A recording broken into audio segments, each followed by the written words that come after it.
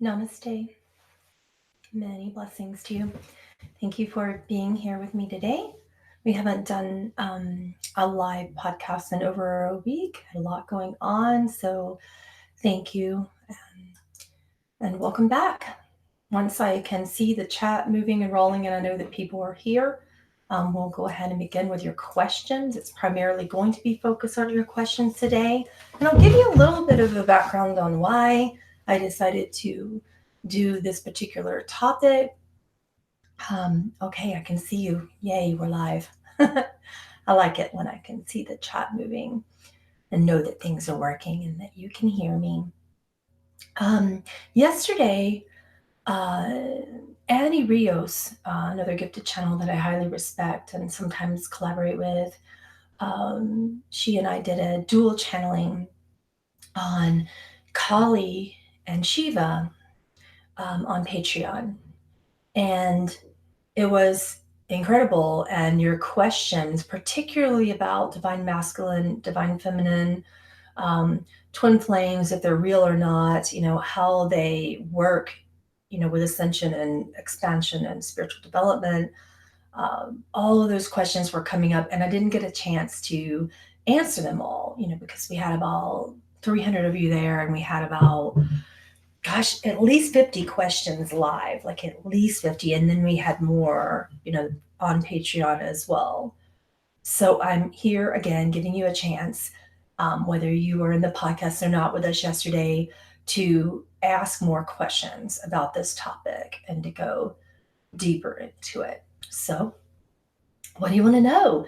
There's such an interesting perception going on about what it is and what it isn't, and so many beliefs concerning this. It can be quite a controversial topic. So, did you guys have a decent weekend? Oh, Jira, thank you for saying that. We were awesome to watch. Annie and I, it's Annie Rios again, this clear conscious channel that she channels Yeshua and Mary Magdalene, sometimes Lilith, a bunch of different beings, particularly Yeshua. Yeah, she's not really new, but if you're a part of any of my groups, you'll see her a lot. But yeah, she's been on YouTube for a little while now. You can find her at Lightworkers613, both on Patreon, YouTube, Facebook. They have a group. They're really good. She and her sister Flavia do this work together, and Flavia also spends a lot of time volunteering for me, and we're all just really close friends. They're incredible. They're both incredible beings. You will love them. How am I doing? I'm just settling into that. I'm not sure yet. I feel that I'm doing okay. But before the mind gets a chance to step in and say otherwise, I would like to proclaim that I'm doing okay. Thank you for asking. What about identical twins? That's a completely different topic. How does that relate to twin flames, though, in your question and in your perspective? What are they? That's a great place to start. A twin flame is not necessarily about the archetype. It's about your recognition that someone that is almost identical to you. I'm not talking just in personality. That sometimes happens with twin flames and sometimes doesn't. But karmic contracts and dharmic ones as well. The karma of the thought, karma of emotion,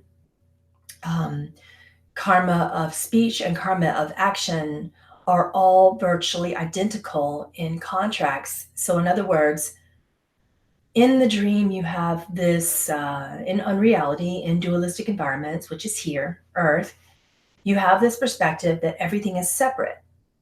So you began to dream that there was another you that happens to be just like you, but separate from you.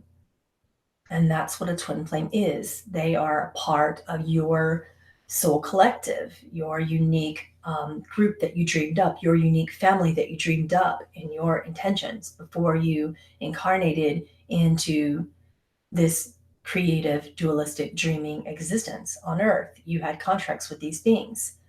And you work out your karma together. Again, karma of thought, what you think is similar. Um, what you feel is similar, that's karma of emotion. What you say is similar, that's karma of speech. And then what you do in your contracts to create are similar. That's the karma of your action and creative expansion. So you expand in those ways together. And then you create a little dream that you are from a unique and same family together. And you find each other and play this dream out together. I'm not sure what you mean, Renee. She said, did you find a Dharmic one in your life? If you mean me, yes, I have. So yeah, there are various types of them that I've noticed and observed, depending upon where you are in your karmic expansion or in your Dharmic realization, because the karmic expansion comes first. So as I've observed them and researched them for about 20 years now, and doing readings and healings, and as a shaman working people through so many situations involving twin flames, um, I've observed and given them names, just so that you can understand what stage of your karmic contract you are expressing within, and with that being. So the karmic twin flame is one. You work out your karma, and pretty much then, depending upon if you really work it out or not, it's the beginning stages of finding each other and working out that karma. And karma isn't easy or fun for that matter, but it's very pulling, sometimes more pulling than the reality of love itself. And that is because in order to appreciate and expand from love, which is dharmic and has no karma in it, in order to understand the reality and truth of love, which you don't because you have forgotten, when you first begin to spiritually awaken, you will attract a karmic twin flame to propel you into your contracts of releasing whatever suffering you have created. And that person will catalyze and trigger every component of that until you decide to choose what you're going to think, what you're going to feel, what you're going to say, and how you're going to act and respond in your life. And when you begin to choose love, when you begin to think love, feel love, speak love, act upon love, then you'll notice that it begins to transcend. Who you attract begins to transcend. Sometimes you will transform your life with that karmic twin flame, but most of the time I've observed that karmic twin flames do not work out. You release the karma and then you don't need them and they don't need you. Or sometimes that other person doesn't really want to release the karma, or maybe it's you who doesn't. And then it can expand further and one of you kind of runs away. I call this the leader-runner dynamic, which is pretty common in karmic twin flames. There's often one who's a little bit more dynamic in terms of leading the scenario, being a little bit more complete within themselves and aware of where they are in their spiritual path, a little bit more awake, if you will, whatever you want to call it or that. So that's the leader. And then the runner is the one that's kind of awakening, from the one who's already awake or beginning to awake. They are awakening, but generally in karmic relationships, they run. They freak out. They see something and feel something and get a knowingness of something that they cannot identify. And what does the brain do with something it cannot identify? Fight, flight, or freeze. Those are the three reactions that happen. Normally, it is the flight that happens in the karmic twin flame experiencing. So there's that. You rarely expand together. Normally, those don't work. These are the ones that are so painful that so many of you have, sat with me to discuss, in readings and healings. And this is the reason why you're here, for healings with a healer. So that's, that type. You have kindred spirits, which is an expansion upward, even though what I'm about to say may not sound like it. In kindred spirit twin flames, it feels a little bit like best friends. You don't start out, it would be rare that you would start out with any degree of chemistry, physical or sexual pull or attraction at all. You view the person like a brother and a sister, and then at some point you may or may not move into a romantic expression together or exchange together. That may or may not happen. Okay.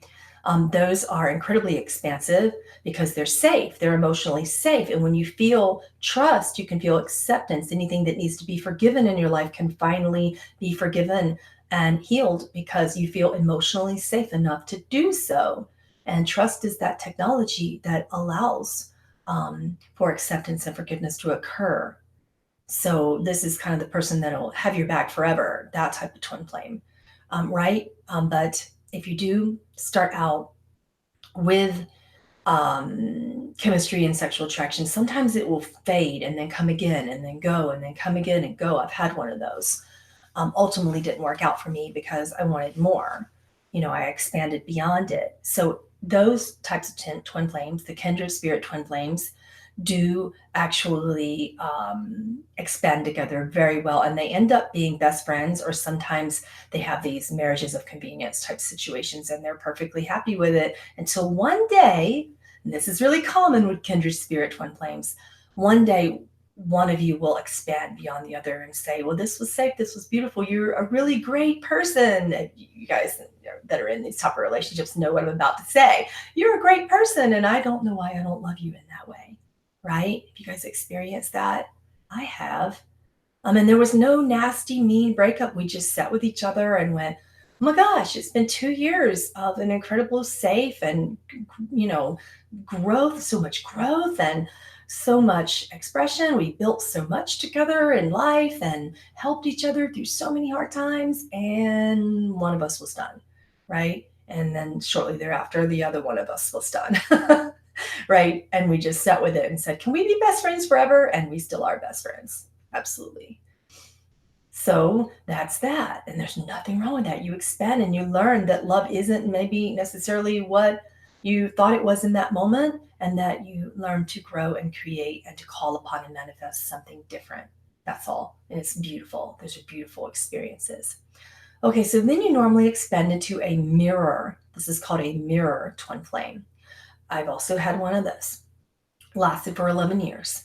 So in the mirror twin flame experience, you have normally I'll notice with the mirror twin flames, they have history. Maybe you're high school sweethearts or high school best friends, or maybe you work together for a long time. There's normally a trust that has been built. Again, it starts with trust and acceptance, so that forgiveness and higher technologies of compassion and eventually grace can occur through these twin flame connections.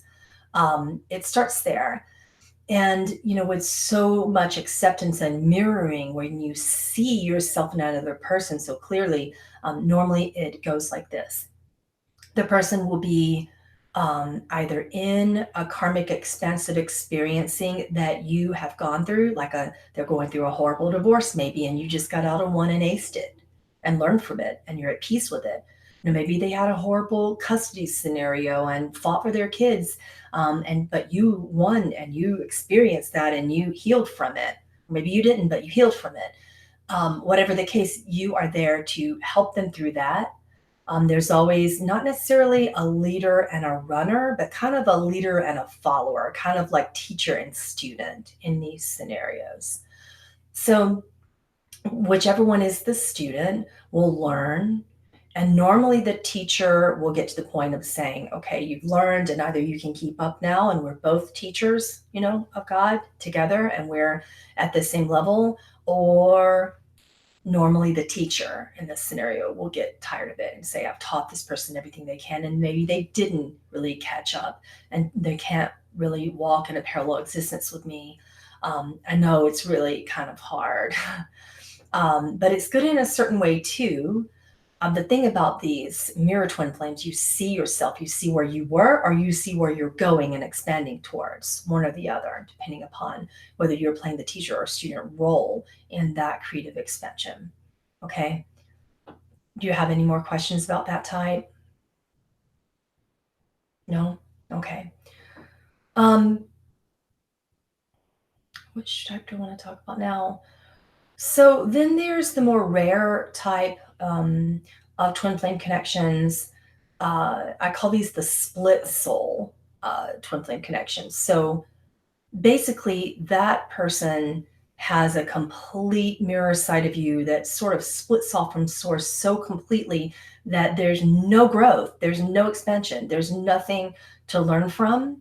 And it's like walking up to a doppelganger. Normally, they'll look like you, speak like you, talk like you, and the pull is so strong that you don't quite know what to do. So normally in that scenario, both twin flames freak out and both of them are running. So this is the wild card for me. I've only seen split soul connections show up maybe 5 or 6 times that I can consider and remember right now in 21 years of researching twin flames.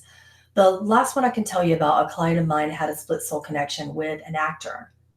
You know how that's going to go, right? She's not an actor. She's not on the scene, you know. And she knew, she's like, the chances of me actually being in a romantic relationship with this soulmate would be few and far between. I just want to meet him and lock eyes. Well, if she did, he'd probably run, not because he's an actor, but because he would see himself so completely, and they likely aren't ready for that. I've noticed with the split soul twin flame connections, they're not ready. They see each other and they go, "Oh my God, no!" And they freak out. The brain runs, it goes into fight, flight, or run, experiencing.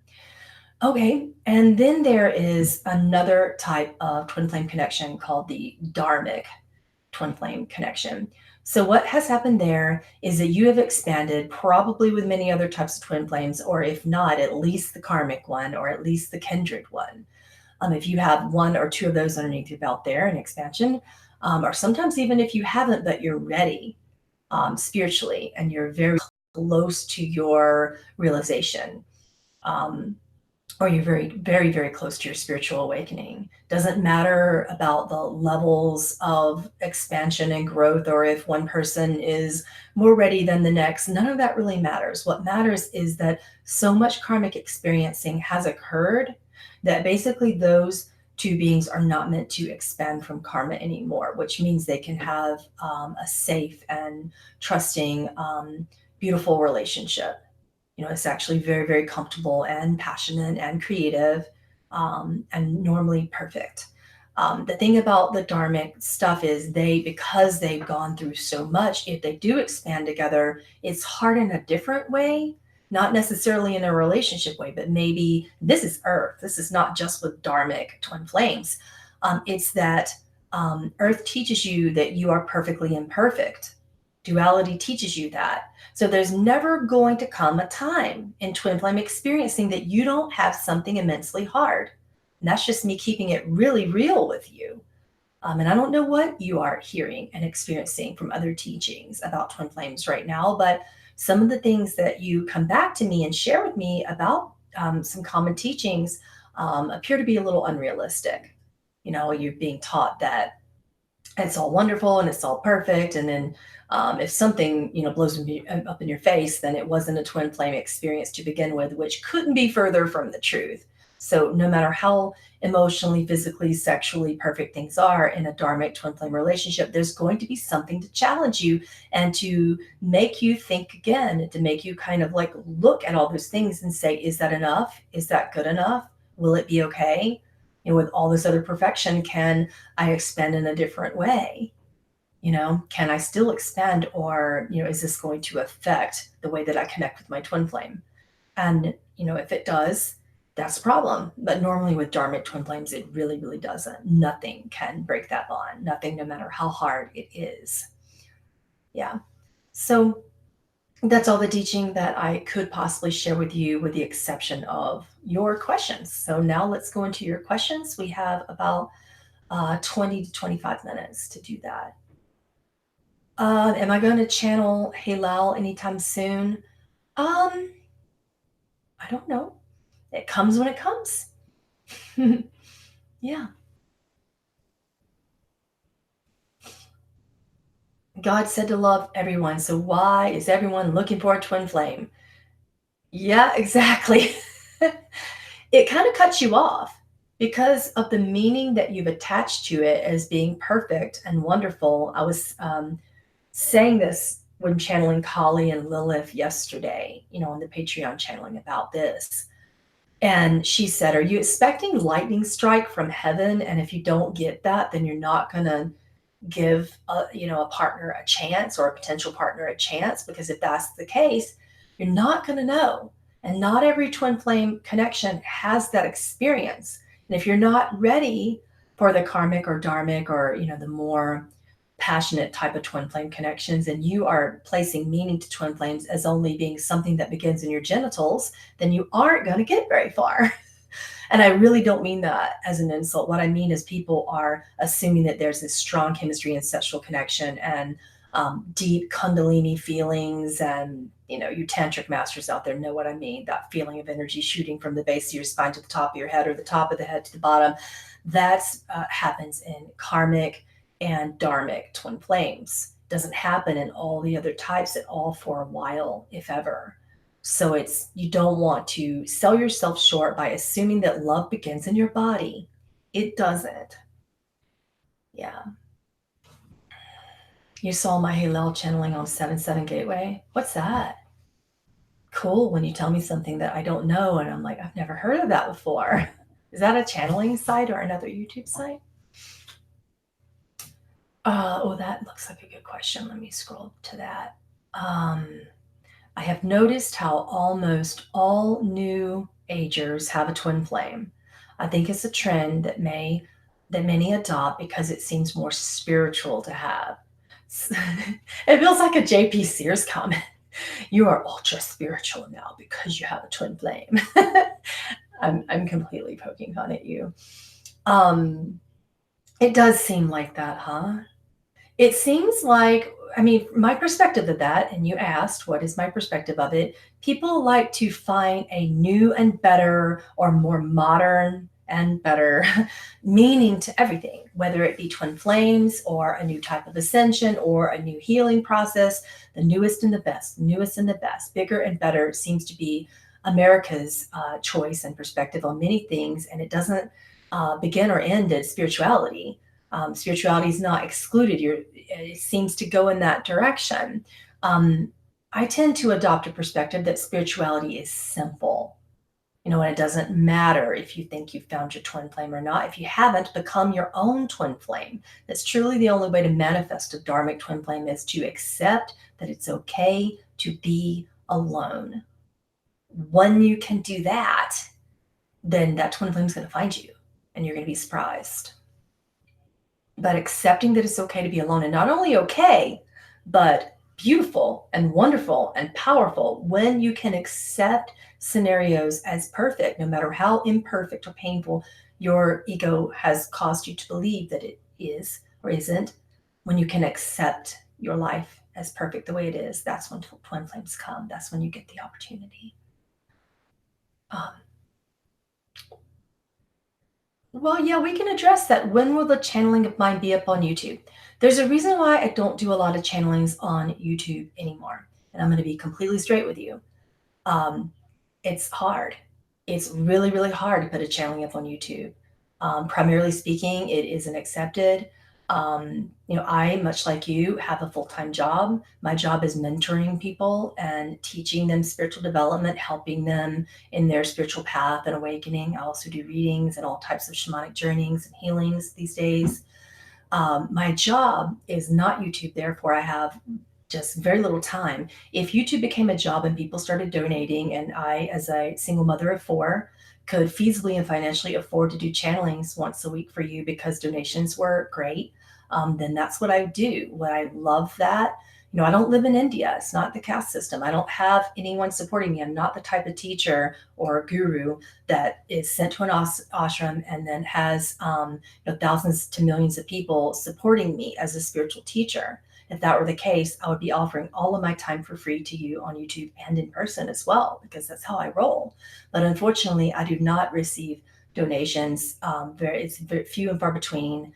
Therefore, I work one-on-one with people primarily, and I work on Patreon for channelings because I can charge very, very little. I can charge as little as $3, for channelings. I think $3 and $5 and $7 a month for channelings are some of the ways that I can offer at least one channeling. And if enough people pay for that, then I can pay my bills, keep the lights on, pay the expensive internet bill, which, by the way, is ridiculous to get a great upload speed in St. George, Utah. You have to pay corporate internet. So I'm just keeping it really real with you. That is why I don't do it. You have a job, I have a job. I have kids, you have kids, you support them, right? So yeah. This topic, this why can't spiritual people do everything for free topic. I don't know how it got into this conversation, but it did. Thank you for that, Patty. I appreciate you. Um, so that's why. Looking at your questions. What about Patreon? Yeah, my channelings are on Patreon. So if you want to go there for them, there is about currently 74 archive channelings. And then we have, yeah, they're right there on Patreon for like anywhere from, I don't know, $7, I think, to 88. Like they're pretty cheap, all things considered. Yeah. And that's where they are. And it's patreon.com/Pamela Aaralyn. I know she is, isn't she? Thanks for that, Renee. What about readings? Right now, for joining Patreon, I'm offering a 22% discount off all my readings, all my sessions, all my mentorships, all the classes that are on PamelaAaralyn.com, but not on Patreon. But if you join Patreon at any level, even the lowest, like $3 level, you will get 22% off of any private work with me that you choose. So that's been going on for about a month now. I extended it until August the 1st. So all you do is join Patreon at any pay level, no matter what it is, and then shoot us a message over there letting us know you join. And Flavia or myself will respond to you and give you your unique code to get that 22% off. Yeah. You listen to my recordings? Thank you for that. I have another album coming out. I'm shooting for mid-August for it to be ready for you guys to get off of iTunes. Yeah. For a limited time, my first album is on YouTube right now, only for about a week before I pull it down, just giving people the chance to do that. And I still get a cut of that, even if people listen to it for free. So don't feel like you're, not buying my album if you see it on YouTube, but it is there. It's also on iTunes. It's everywhere right now except Pandora and Amazon Prime. And we're still waiting on that. That could take a couple months. And we have album number 2 that we'll be working on starting probably in 2 weeks.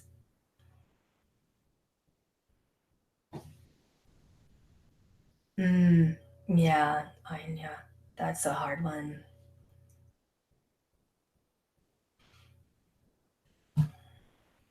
How much does it cost? It's variable. With the 22% off, I'm not sure what it is right now, but you can find the cost at PamelaAaralyn.com if you want to know about cost for readings. Oh yeah, Renee, she said Narenjan Kaur's triple mantra is amazing. Thanks for introducing her. Yeah, I love that one too. Yeah, and it's really catchy. You can just keep saying it, keep singing it over and over again, and you don't get tired of it. Mantras build in power.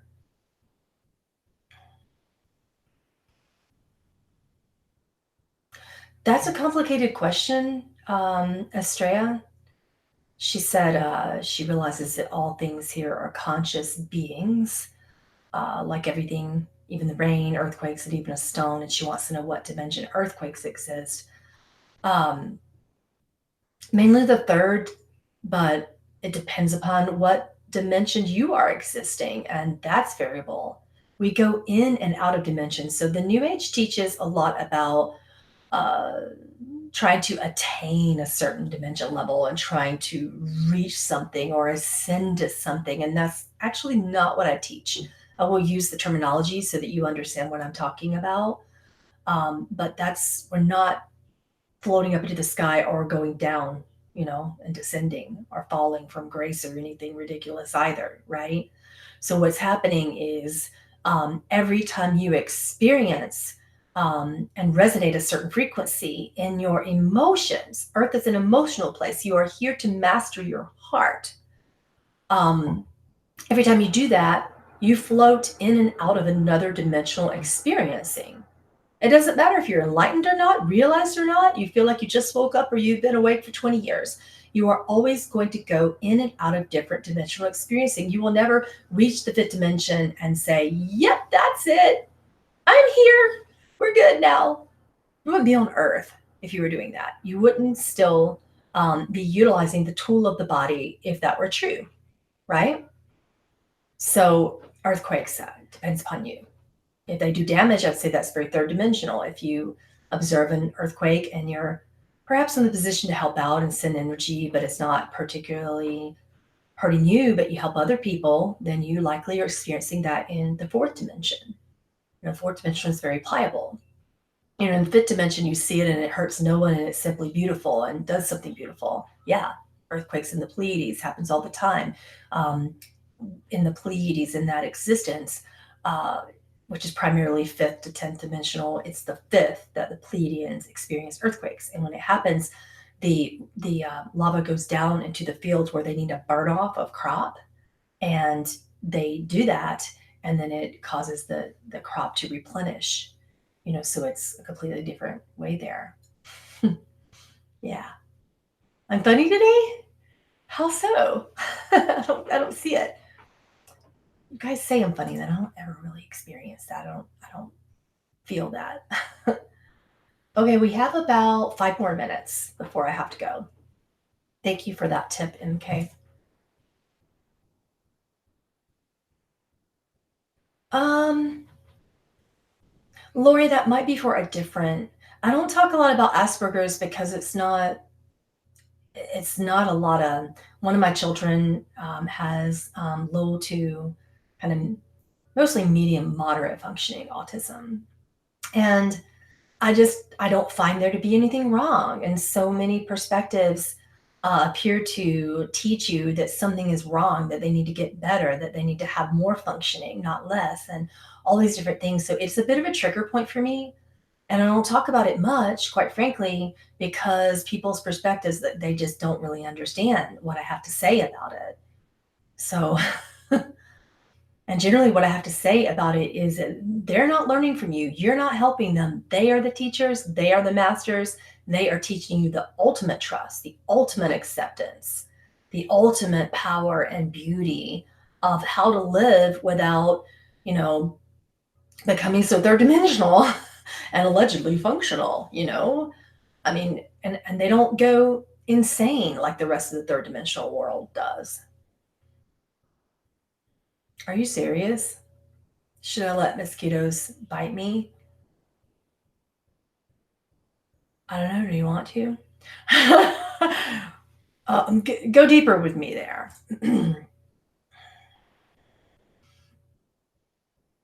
I mean, I wouldn't sit out by the river, you know, with a bunch of essential oils on and very little clothes and hope that they come. I mean, I'm not sure what you mean. Oh, instead of killing them, isn't there another option in between letting them and killing them? That's my advice to you. And then if you're perceiving death in this way, that's just something to consider as well. Mosquitoes have no sentience. They don't have emotions. They don't have feeling. They kind of don't care if you kill them. And energetically speaking, they are the lowest of the low. They're not actual emotional life forms. They don't care if you kill them. Right? This is not me being mm, not caring or not compassionate, but how can I feel guilty? Someone said, how can I not feel guilty? Well, you can start by not feeling guilty and understanding that it's your choice to be in their environment. And if you choose to be in their environment, they're going to bite you. You can put on citronella, you can do whatever you can, but if they like you and your skin tastes sweet, they're gonna bite you. So basically speaking, if you happen to kill them, either by choice or by accident, if you're going to feel shameful and guilty about it, that's your karmic expression. I can't tell you to feel shameful or guilty or not, but I can tell you that shame is the most useless emotion and frequency that I've ever observed on this planet. So it's going to be up to you. Yeah. Spiders are incredibly wise. They generally will not come at you to bite you, not even the aggressive ones. I have a little bit of a different take on spiders. Some are sentient, some are non, but they are incredibly wise, very high frequency beings. Do I advise you kill them? No, I don't. If you are living in an area where they're going to come into your house and you have small children and pets and you have access to, redback spiders and other things, you don't want to be, not using your brain about that scenario too. There's various ways that you can protect your household environment. So someone said the other option is to run away from mosquitoes. They're pretty fast. I don't know about that. Don't you think that everyone is unique and that there is no one like you? That's a loaded question. In the dreaming, which is here, Earth, we do have very unique personalities. But then it's such joy to find how we also aren't unique and how the same joys, the same love, the same pain is shared in the collective. And when we think we're unique in that way and we're looking to be unique all the time, what we do is promote further separation. What if you looked at it like, look, I'm a intense weirdo, because by the way, I am just complete weirdo over here. So what I do is I look for those other weirdos. I really do. And I look for the ones that aren't really so apparent and obvious about it. I am definitely not apparent or obvious about it. When you see me out in the street, I look like the rest of society. You would not know the difference, right? Um, However, I look for those people that don't look like weirdos, but I can sense their inner weirdo underneath. You guys know what I'm talking about? So fun. I do that and I'm like, that person's got an inner weirdo and I'm going to find it and I'm going to draw it out and I'm going to show them how I'm the same. And that's how I make friends. Yeah, I draw them out. Like I specifically go for the Mormons in my own neighborhood. I'm like, yep, you're the weirdest, non-weird being right now. And I have sensed it and judged it. And I'm going to like kind of basically try really hard to be your friend in hopes that of finding it. And I do. One of the more religious Mormons in my personal neighborhood, like they do healings in the front room of their house, and they work with crystals, and they're teaching me how to jump on the trampoline to move my energy, and I'm playing along, like, because they think I don't know these things. They don't know that I'm weird yet, so I'm just playing along, going, "Oh yeah, that really works. Now let me tell you something that I know about this." And this is how I make friends. This is how I find soul family. I suggest you do it too. Don't assume that the rest of the world isn't weird and isn't like you and that you're alone in that weirdness. Go out there and assume that people are kind of covering it up, hiding it, ashamed of it in the way that you are or used to be, and go for it. Show them, be vulnerable, show them who you are, be authentic. What are you afraid of? They're going to say you weird. All right, so what? So, all right, I have to go to work. I love you guys. I'm sorry that it took me a week to get back to you. I am trying to speed things up, but I have a full Patreon class this week. Like every single day is a class. Today, we're talking about the technology and power of blessings and how avatars bless people. Tomorrow, we're channeling, and this is fun. I wanted to channel the Essenes with Annie Rios, this other really cool, awesome, talented channel out there. And it started, and then I was pulling them all in, and it was kind of a tight collective of them. And so Yeshua, Mary, okay, I knew that would happen. They came along with many other Essenes that I didn't know. And then Edgar Casey shows up, in my space. And I'm like, I really don't know why you're here. And he said, because some of my more rare and unknown healing techniques, some of which are listed in the library and the ARE, and some of which are really not, that I didn't get a chance to put there, because I passed the earth before I could put them there. He was constantly working. So some of the things that weren't, in the ARE, he wanted to tell me about. And I'm like, wow, that is super exciting. I want him to tell me now, but he won't. He's like, wait until the channeling. So I thought that was the end of who was going to show up. And then, of course, this morning, Dolores showed up and said, oh, you think that's so special? Why don't you have a cookie? And it's become this little thing that she does lately when she wants to get my attention. So now she's here and it just keeps going. I don't know who else is going to show up. So we have quite a little group that we're channeling on Patreon at 4 p.m. on Wednesday with the Essenes, Edgar Casey, and Dolores Cannon, Yeshua and Mary in that group as well. I'm going to be helped. It's a dual channeling. I'll need some help. So Annie Rios will be there to help with that channeling. Flavia, her sister, will be facilitating. And then on Thursday, we're doing my first in 2 years, my first channeling and mediumship class, other than soul essence channeling and my series. Those of you who took my whole series 101 through 401.